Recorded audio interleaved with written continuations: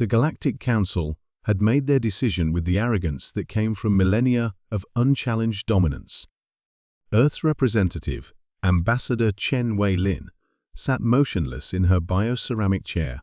As the vote concluded, 847 systems in favor, 12 abstentions, and only one against Earth itself. "The motion passes," announced High Chancellor Zix Thara, her crystalline voice echoing through the vast amphitheater. "Economic sanctions against the Sol system will commence immediately. Humanity's expansion beyond their home system is hereby prohibited until they demonstrate proper submission to galactic authority." Chen stood slowly, her neural interface already transmitting the outcome back to Earth. Around her, representatives from hundreds of species chittered, buzzed, and hummed in what they believed was victory. The Altarians' metal carapaces clicked in satisfaction. The gaseous nebulites pulsed with smug luminescence. Even the ancient progenitor, delegate a being older than human civilization, emanated approval through its psionic field. "You have made your choice," Chen said, her voice carrying clearly despite its quiet tone.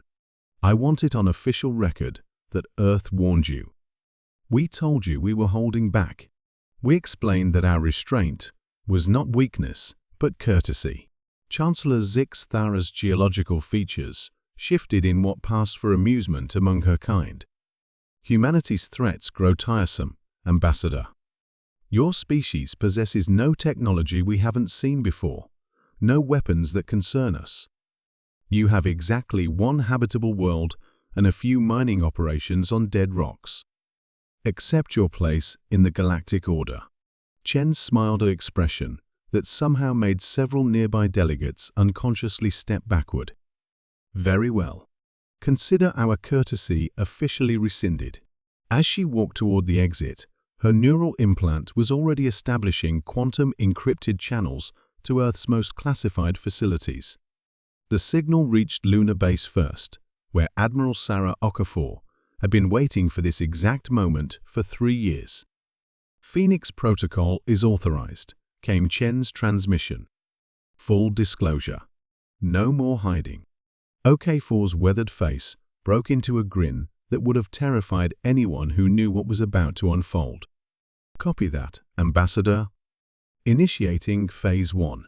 Within hours, the galaxy's most sophisticated monitoring networks began detecting anomalies throughout human space.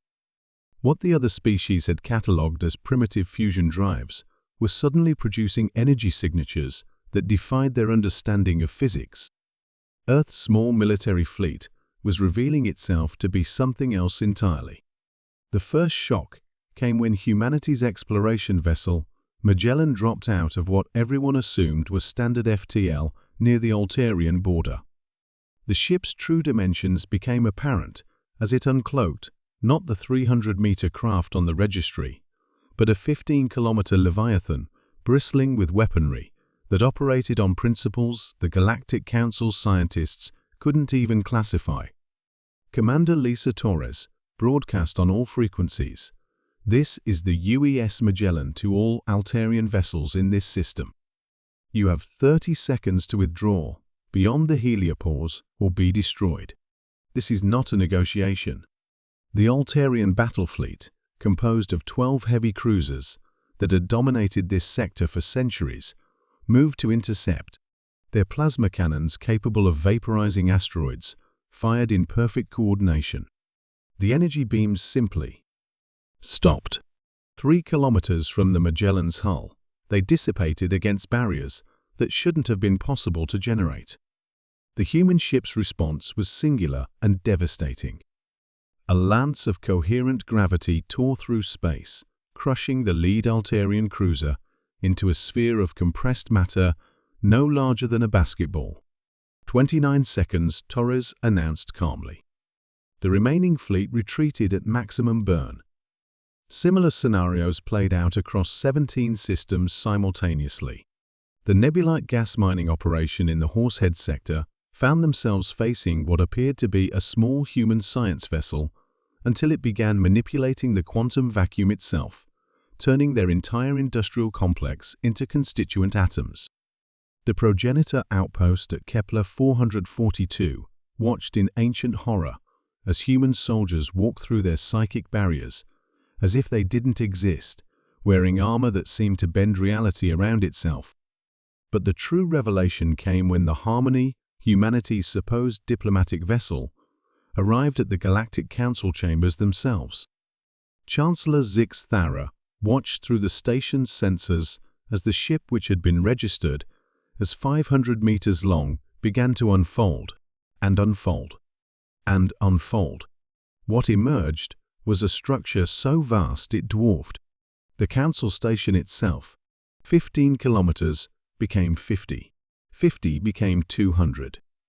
The final configuration stretched across nearly 1,000 kilometers of space, its hull marked with script that the station's computers refused to translate, as if the very information was too dangerous to process. "Impossible," whispered the progenitor delegate, its psionic emanations chaotic with disbelief. "No species develops this level of technology so quickly. They were primitive just centuries ago." Ambassador Chen's image appeared on every screen in the chamber. Behind her, the vast bulk of the Harmony filled the viewport like a metal moon. "You assumed we were primitive," she said, "because we acted with restraint. You catalogued our capabilities based on what we chose to show you. Every human vessel in your databases, every weapon system, every technological demonstration, all of it was theater. We've been conducting a comprehensive psychological study of galactic civilization for 200 years. The chamber fell silent, except for the ambient hum of life support systems straining under the gravitational influence of the massive ship outside. "We learned that advanced civilizations become complacent," Chen continued. "That ancient species assume younger ones must follow the same developmental paths they did. You never asked yourselves why a species capable of splitting atoms and manipulating genetics would need 300 years to develop FTL travel. You never wondered why our colony ships move so slowly when our probe data suggested we'd mastered physics. You barely understood." Chancellor Zix Thara's voice cracked like breaking stone. "What? What do you want?" "Nothing," Chen replied. "We're leaving. But first, a demonstration of what you've awakened." The Harmony moved, not through space, but around it, folding the fabric of reality until it occupied the same coordinates as the Council's emergency fleet. 60 of the galaxy's most advanced warships found themselves sharing the same spatial location as a human vessel without so much as a sensor alert. They remained structurally intact for 0.3 seconds. "The economic sanctions will be reversed within 24 hours, Chen stated as debris that had once been the pride of galactic military engineering drifted past the viewports. "All restrictions on human expansion are hereby nullified.